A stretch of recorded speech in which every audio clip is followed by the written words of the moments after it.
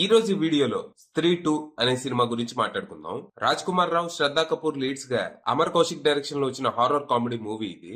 ఈ cinema story ఏంటి, దాని మీద నా ఒపీనియన్ ఏంటనేది ఇప్పుడు తెలుసుకుందాం పదండి. ముందుగా ఈ సినిమా స్టోరీ ఏంటంటే, ఈ కథ చందేరి అనే ఊళ్ళో జరుగుతుంది. కొన్ని సంవత్సరాల క్రితం ఈ ఊరిని స్త్రీ అనే దెయ్యం పట్టి పీడించేది. ఊళ్ళో మగాళ్ళందరినీ మాయం చేస్తూ జనాలని భయభ్రాంతులకు గురి చేస్తూ ఉండేది. మొత్తానికి విక్కీ అనే కుర్రాడు తన ఫ్రెండ్స్ తో కలిసి ఆ దెయ్యాన్ని ఊరు నుంచి వెళ్ళగొడతాడు. దాంతో ఊరు మళ్లీ మామూలు అవుతుంది. ప్రస్తుతం జనాలు మళ్లీ ప్రశాంతంగా బతకడం మొదలెడతారు. కానీ ఆ ప్రశాంతత ఎన్నాళ్ళలో ఉండదు. మళ్లీ ఆ ఊరిని పట్టి పీడించడానికి ఇంకో కొత్త దెయ్యం వస్తది. ఈసారి సర్కట అనే ఒక మగ దెయ్యం. పోయినసారి స్త్రీ ఊళ్ళో మగాళ్ళని ఎత్తుకెళ్తే ఈసారి సర్కట ఊళ్ళో అమ్మాయిల్ని ఎత్తుకెళ్తూ ఉంటది. దాంతో మళ్ళీ ఈ దెయ్యాన్ని ఆపే బాధ్యత మన విక్కీ అండ్ ఫ్రెండ్స్ మీద పడుతుంది. మరి విక్కీ ఈసారి కూడా సక్సెస్ఫుల్ గా ఈ దెయ్యం పని కూడా పట్టాడా? దానికి తన ఫ్రెండ్స్ ఎలా సహాయపడ్డారు? అసలు సర్కట దెయ్యం ఎవరు? ఆ ఊరికి ఎందుకు వచ్చాడు? అమ్మాయిల్ని ఎందుకు ఎత్తుకెళ్తున్నాడు? తనకేం కావాలి? తనకి స్త్రీకి మధ్య ఏమైనా సంబంధం ఉందా? ఉంటే అదేంటి అనేది మీరు సినిమా చూసి తెలుసుకోవాలి. ఇక ఈ సినిమా బాగుంది, నాకైతే చాలా నచ్చింది. అవటానికి ఇది హారర్ కామెడీ అయినప్పటికీ దీంట్లో హారర్ కంటే కామెడీ ఎక్కువ ఉంటది. ఫస్ట్ నుంచి లాస్ట్ వరకు సినిమా మనల్ని నవ్విస్తూనే ఉంటది. హారర్ సీన్స్ కూడా బానే ఉన్నాయి గానీ వాటికి నేను భయపడపోవటానికి ప్రధాన కారణం ఆ సీన్స్ అన్ని బాగా డార్క్ గా ఉండటమే. అంటే గ్రాఫిక్స్ ఖర్చు తగ్గించుకోవటానికని దెయ్యం సీన్స్ అన్ని కనిపించినట్టు డార్క్ గా తీశారు. కళ్ళు చిన్నవి చేస్తే తప్ప కొన్ని సీన్స్ మనకు కనపడవు. అసలు ఏం జరుగుతుందో కూడా అర్థం కాదు. ఇంకా భయం ఏమేస్తుంది అంటే, ఈ సినిమాలో దెయ్యాన్ని ఒక మాన్స్టర్ క్రియేచర్ లా డిజైన్ చేశారు. దాన్ని ప్రాక్టికల్ గా చూపిస్తే కొంచెం సిల్లీగా ఉంటది కాబట్టి మొత్తం గ్రాఫిక్స్ ఏ వాడారు.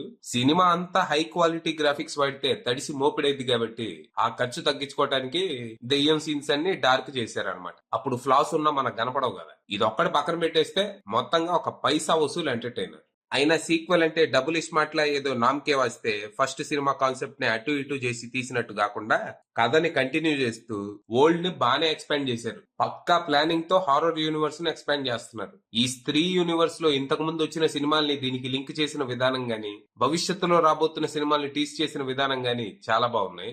ఓవరాల్ గా ఈ సినిమాలో ఉన్న పాజిటివ్స్ విషయానికి వస్తే, పర్ఫార్మెన్సెస్, ముఖ్యంగా విక్కీగా రాజ్ కుమార్ రావు యాక్టింగ్ విక్కీగా జీవించేశాడని చెప్పాలి. ఈ సినిమాకి మేజర్ హైలైట్ తన యాక్టింగ్. ఇక ఆ తర్వాత శ్రద్ధా కపూర్ గాని, పంకజ్ త్రిపాఠి గాని, అభిషేక్ బెనర్జీ గాని, అపశక్తి ఖురానా గాని అందరూ చాలా బాగా చేశారు. నెక్స్ట్, హిల్లేరియస్ గా వర్కౌట్ అయిన కామెడీ. ఈ సినిమాలో కామెడీ అంతా హీరోకి తన ఫ్రెండ్స్ కి మధ్య జరిగే బ్యాంటర్ నుంచే వస్తుంది. వీళ్ళ మధ్య ఆర్గ్యుమెంట్స్ చాలా హిల్లేరియస్ గా ఉంటాయి. ఇక నెక్స్ట్, మ్యూజిక్. ఈ సినిమాకి సచిన్ జగర్ అందించిన పాటలు గాని, జస్టిన్ అందించిన బ్యాక్గ్రౌండ్ స్కోర్ గాని చాలా బాగా వర్కౌట్ అయినాయి. సౌండ్ డిజైన్ కూడా చాలా బాగుంది. ఇక నెక్స్ట్, డైరెక్షన్. ఈ సినిమాతో అమర్ కౌశిక్ ఫస్ట్ పార్ట్ ని మ్యాచ్ చేయటమే కాకుండా ఆల్మోస్ట్ పార్ట్ 1 కంటే బెటర్ ప్రోడక్ట్ ని అందించాడు. ఒరిజినల్ కంటే సీక్వెల్ బెటర్ గా ఉండటం చాలా అరుదుగా జరుగుతూ ఉంటది. ఈ విషయంలో డైరెక్టర్ అమర్ కౌశిక్ ని గట్టిగా మెచ్చుకోవాల్సిందే. ఇక నెగటివ్స్ విషయానికి వస్తే, predictable screen play and some dark visuals. Final గా చెప్పేది ఏంటంటే, ఇది ఒక హిల్లేరియస్ హారర్ కామెడీ. దీన్ని ఫుల్ గా ఎంజాయ్ చేయాలంటే ఆడియన్స్ తోనే చూడాలి. సో కుదిరితే మాక్సిమం థియేటర్కి వెళ్ళడానికి ట్రై చేయండి, లేకపోతే చేసేదేం లేదు. అది విషయం.